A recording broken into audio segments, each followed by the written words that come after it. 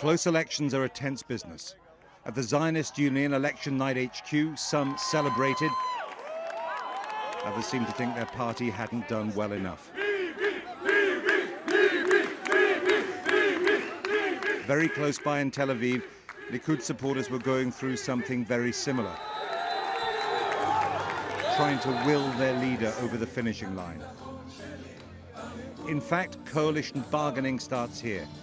The smaller parties can become kingmakers, extracting ministerial positions and favors for their followers in return for support.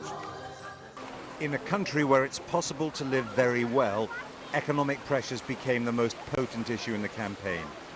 Never mind the pursuit of the high life. Falling living standards for many Israelis took votes away from the Prime Minister. Isaac Herzog, the leader of Zionist Union, the centre-left alliance, did not let up on social and financial issues and led the polls through the last weeks of campaigning. One significant development came from Haifa in the north, about the closest Israel gets to a mixed city where its Jewish and Arab citizens can live in relative harmony. Ayman Odeh, heading out to vote from his home in Haifa, leads the Joint List, an alliance of parties mainly representing the 20% or so of the Israeli citizens who are from Palestinian families who didn't flee or get expelled when Israel was created in 1948. He told me this day would be historic, as his party would push the right wing off into opposition.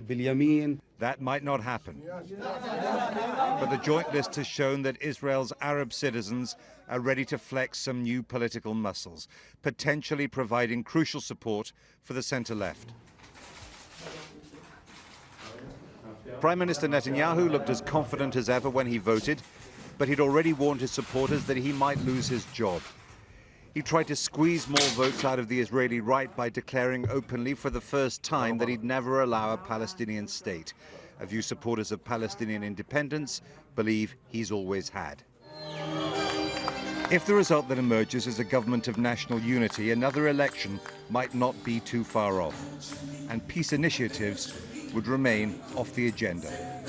The Netanyahu supporters are sounding very positive for the television cameras, but the first thing the politicians have to do is wait for the final results. If they are anything like the exit polls, it won't be immediately clear who the president will call upon to form the next government.